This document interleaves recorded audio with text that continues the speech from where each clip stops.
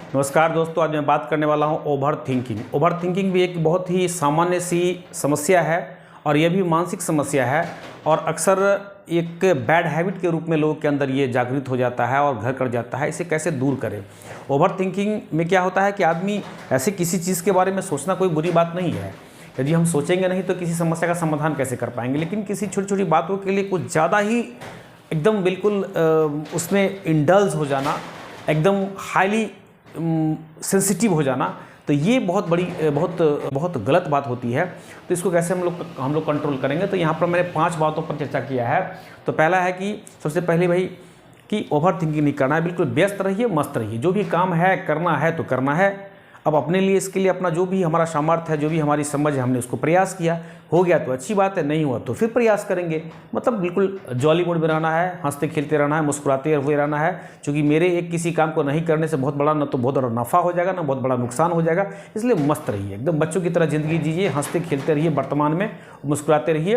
तो इसलिए कहा गया है कि व्यस्त रहिए, मस्त रहिए। बिल्कुल मैंने जो काम है, समस्या है, मैं कर रहा हूँ, मैंने अपने भर से पूरा एफर्ट किया, मैंने प्रयास किया, हो गया तो अच्छी बात है, नहीं हुआ तो मैं क्या कर सकता हूँ, मैंने तो प्रयास किया ही नहीं। तो ये है। फिर है क्रिएट हॉबी। मतलब किसी काम को करने में मान लीजिए कि आप किसी चीज़ को में लगे हुए हैं, सोच रहे हैं कैसे हुआ, क्यों कह दिया, नहीं कह दिया। तो इसको दूर करके आप एक कोई हॉबी क्रिएट कीजिए, कोई हॉबी को उत्पन्न कीजिए अपने आप पे, और उसको करने में अच्छा लगेगा।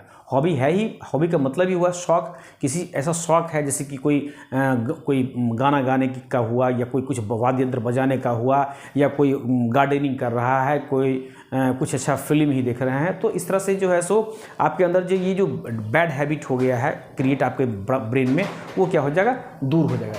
फिर मैंने लिखा है कि इच्छाओं को क्या करना है, कंट्रोल करना है। अब होता है क्या है कि आज हम यहाँ पर घर बनाए हैं, तो घर के आगे जो है सो एक और ज़मीन रहता तो अच्छा रहता, उस पर जो है सो एक और तल्ला बना लेते तो अच्छा रहता है, यदि मोटरसाइकिल है तो कार हो जाता तो अच्छा रहता। तो इस तरह से इच्छाओं को यदि कंट्रोल नहीं करेंगे तो फिर क्या होगा, कुछ ना कुछ सोचते रहेंगे। कुछ हद तक ये सही भी है, क्योंकि यदि हम नहीं सोचेंगे तो मेरा डेवलपमेंट रुक जाएगा। लेकिन इस डेवलपमेंट के चक्कर में ऐसा नहीं हो कि हम 75 तरह का बीमारी घर कर ले। इसलिए बहुत ज़्यादा इच्छाओं को नहीं फैलाना है, जितना है उसमें खुश रहिए और प्रयास कीजिए। कुछ और बेहतर हो तो अच्छा है, लेकिन ऐसा नहीं कि अपनी पूरी ज़िंदगी को उसमें बर्बाद कर दे। 75 तरह का बीमारी हो गई, फिर जो भी कमाया है सब उस बीमारी में चला जाए।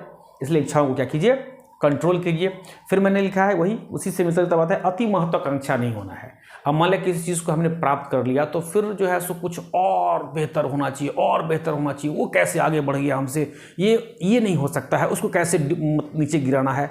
तो ये सब बातों पर ध्यान नहीं देना है। बस अपना एवरग्रीन सदाबहार हीरो की तरह अपना लाइफ जीना है, हंसते खेलते मुस्कुराते हुए। जो भी आया ज़िंदगी में उससे हंस लिए, बोल लिए, हंसा दिए, खेल लिए, खिला दिए। तो इस तरह से जो है सो बिल्कुल बिंदास ज़िंदगी सो जीना है।